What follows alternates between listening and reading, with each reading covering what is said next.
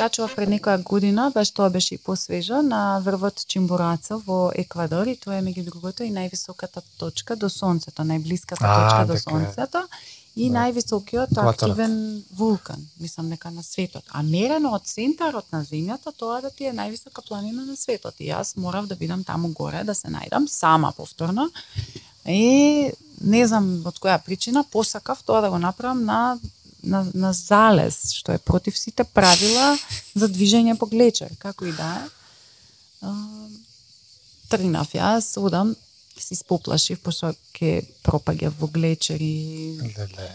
И се искачив, се вратив и најдов едно место кај што ќе можев да, значи јас не требаше да се искачам во еден ден, требаше да преноќам па да се искачам со бајлето, ама таа желба, не знам, не узеве сами ода нагоре, буквално, значи јас знам дека не треба да продолжам, треба да пренаќам и да одам са бајлето.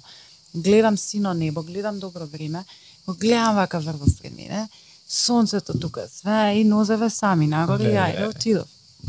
Од влезот на националниот парк до врвот на планина од 4000 и нешто метри до планинава 6350 во еден ден сама.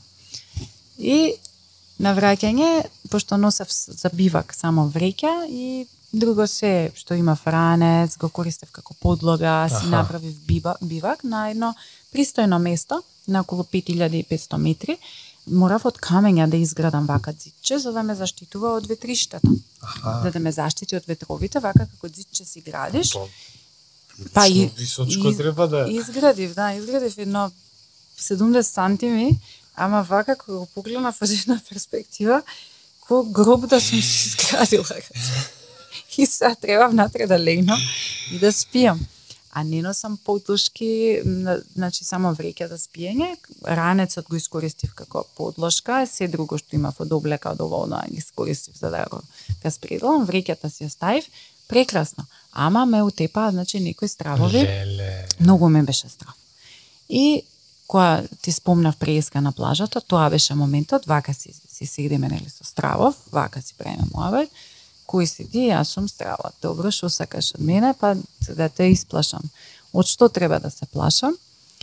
И си ги анализираш нели своите сопствени стравови од кои нормално би се плашал. Значи јас искрено не сакам лоши луѓе. Јас се плашам од лоши луѓе, значи од криминалци, од бандити, од вандали, од такви. И гледам наоколу, значи нема никој. Нема луѓе. Можеш слободно да го шкртнеме од списокот.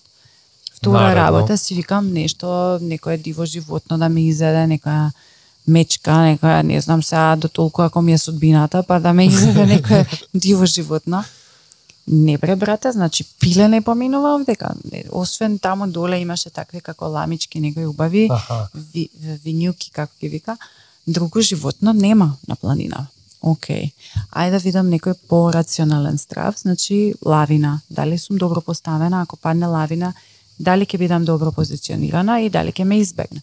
Гледам дека сум добро позиционирана, гледам дека дури и да падне, значи нема мене да ме повреди и во тој момент, значи јас кога ги елиминирам сите потенцијални извори на страв, јас во тоа целото да трае 3 минути, јас од најуплашениот човек на планетава станувам најсрекниот човек на планетава. И тоа е нешто што не знам како да ви го опишам, прекрасно чувство. Прекрасно чувство, наеднаш почнав да трипам.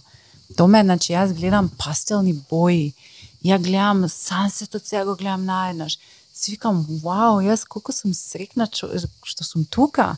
Јас му благодарам на универзумот што сум тука во моментов на оваа планина, а тука без заоѓа сонцето, па сенки, па не знам, па портокалови тонови као од слика на монета сум излегла. Колку интензивно само го имаш направено тоа за да те донесе у тој. Да. Значи мора да се ослободиш од нешто, за да ти се отворат некои други сетила и тогаш